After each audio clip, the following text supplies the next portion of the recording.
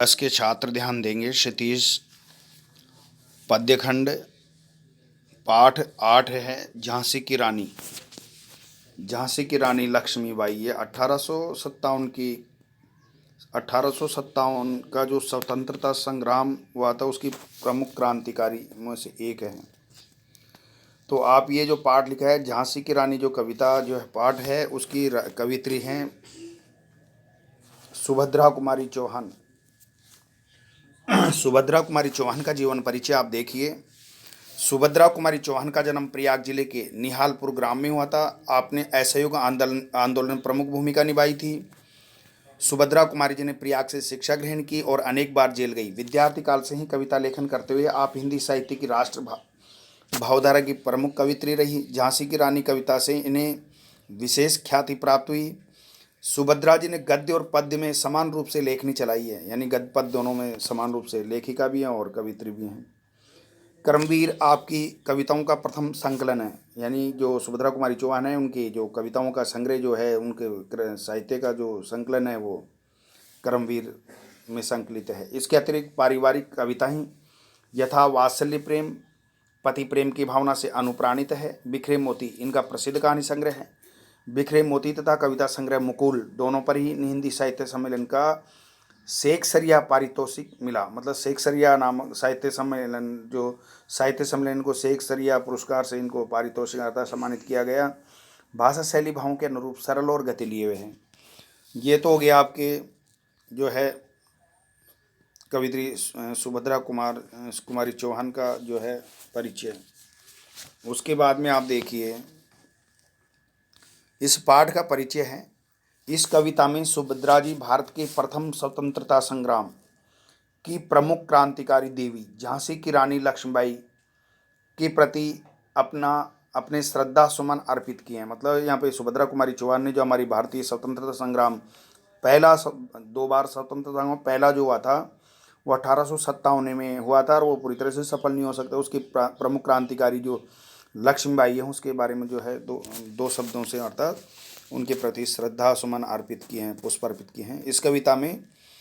इस कविता में झांसी की रानी लक्ष्मीबाई के अदम्य साहस एवं शौर्य की गाथा गाई गई है। लक्ष्मीबाई ने सन 57 की क्रांति का नेतृत्व करते हुए निराश और हताश राजा महाराजाओं में आशा का संचार किया था।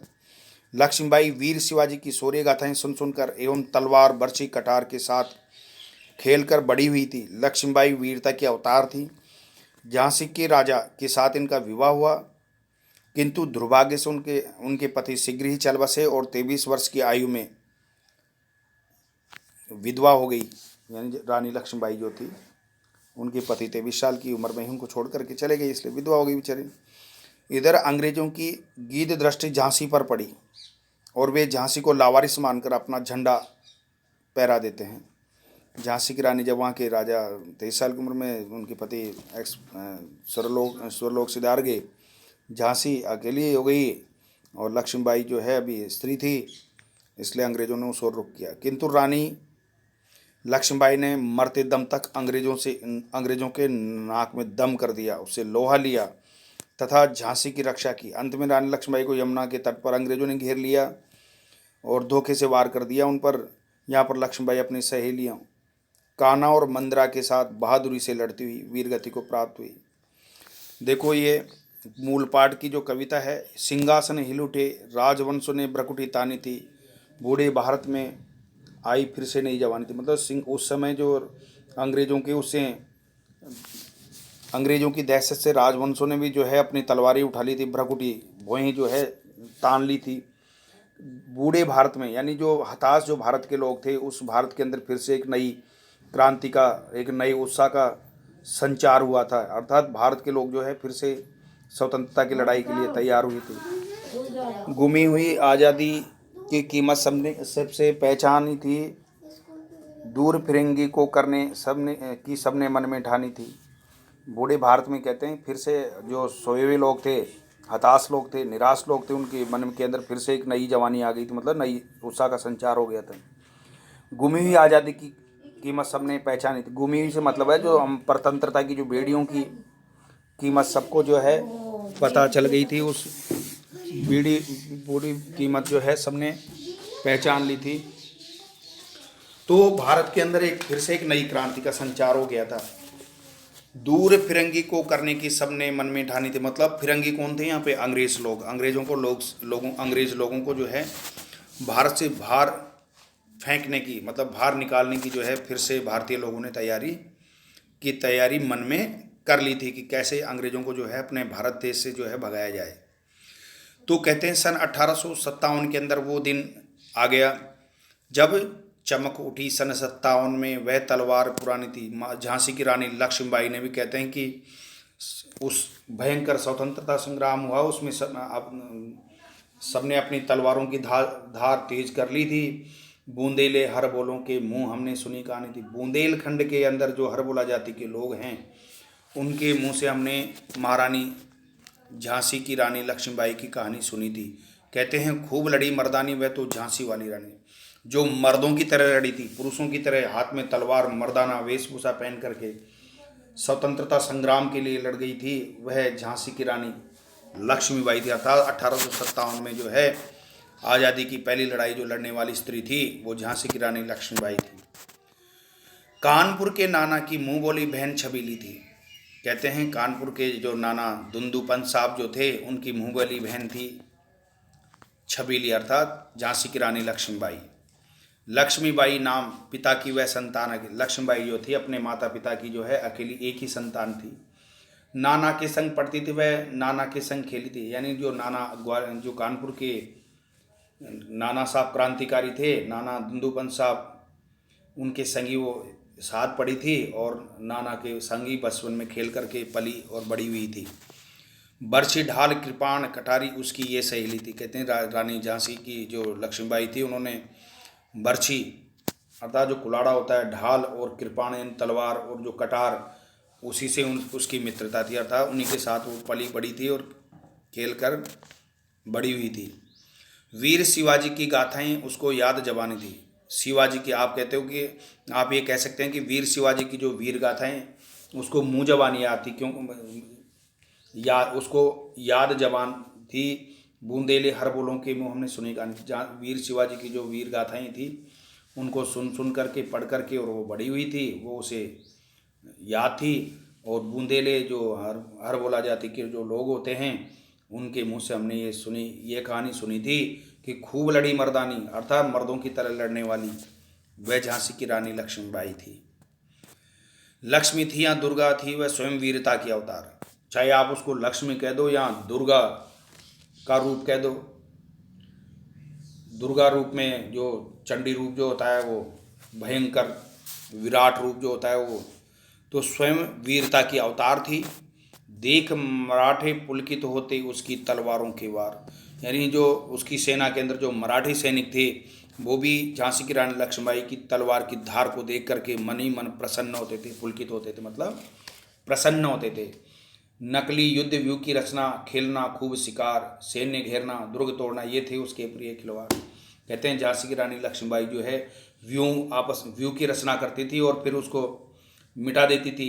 ये शिकार करना, ये सब जो है सैन्य घेरना यानी सेना को चारों तरफ से घेर लेना, फिर दुर्ग को बना करके और दुर्ग को तोड़ना यानी चक्रव्यूह बनाना और चक्रव्यूह को तोड़ देना, ये उसके बचपन के प्रिय खेल थे जो खेला करती थी। महाराष्ट्र कुलदेवी उसकी भी आराध्य भवानी थी। महाराष्ट्र की जो कुलदेवी थी उसको भी वह अपनी आराध्य भवानी मानती थी। बूंदेले हर बोलों के मुँह हमने सुनी कहानी थी। खूब लड़ी मर्दानी वह तो झांसी वाली रानी थी। महाराष्ट्र कुल की देवी यानी महाराष्ट्र जो राज परिवार था शिवाजी की, उनकी जो कुलदेवी थी वही उनकी भी आराध्य, मतलब वो भी उसकी आराधना करती थी, वो भी उनकी आराध्य थी, उनकी कुल की देवी थी। तो बूंदेले हर बोलों के मुँह हमने जो है बुंदेलखंड के हरबोला जाति के लोगों से हमने ये कहानी सुनी थी कि झांसी की रानी लक्ष्मीबाई थी वो मर्दों को तरह लड़ी थी और मर्दानी थी, वह झांसी की रानी लक्ष्मीबाई थी। हुई वीरता की वैभव के साथ सगाई झांसी में। कहते हैं कि झांसी की रानी की लक्ष्मीबाई की जो वैभव जो गाथा है वो वीरता के साथ, मतलब ये कह सकते हो कि उनका ब्याह जो था उनका एक क्रांतिकारी के साथ ही उनका विवाह हुआ, झांसी के अंदर उनकी सगाई हुई, ब्याह हुआ, रानी बनाई लक्ष्मी और उनके साथ जो है शादी करके रानी लक्ष्मीबाई जो है झांसी में आ गई। तो आप ये कह सकते हैं कि इनकी पालन पोषण तो ये महाराष्ट्र में हुआ और फिर विवाह करके वो कहाँ गई, झांसी के अंदर, यहीं उनका विवाह हुआ।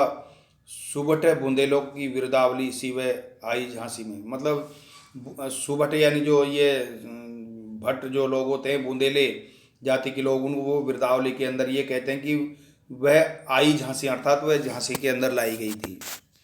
चित्रा में अर्जुन को पाया, चित्रा ने अर्जुन से शादी की, शिव से मिली भवानी थी।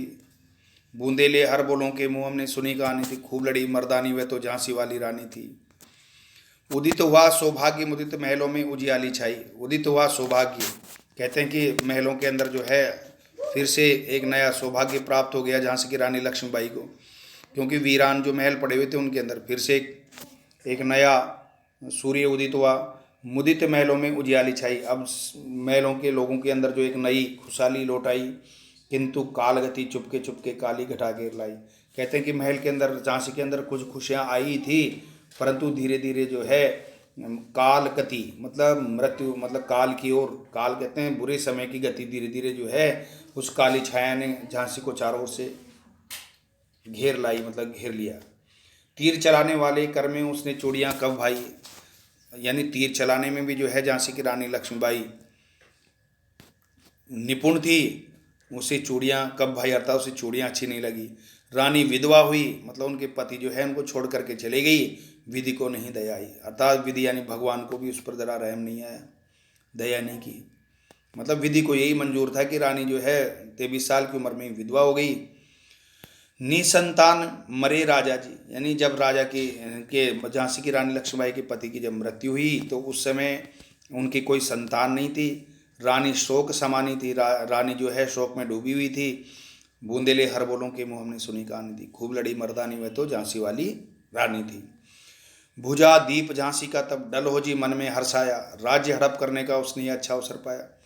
कहते हैं कि जब झांसी के राजा की जब मृत्यु हो गई तो डलहौजी का मन जो है बड़ा प्रसन्न हुआ, उसके मन में ये लालसा जागी कि झांसी का राज्य हड़पने का ये उचित अवसर है।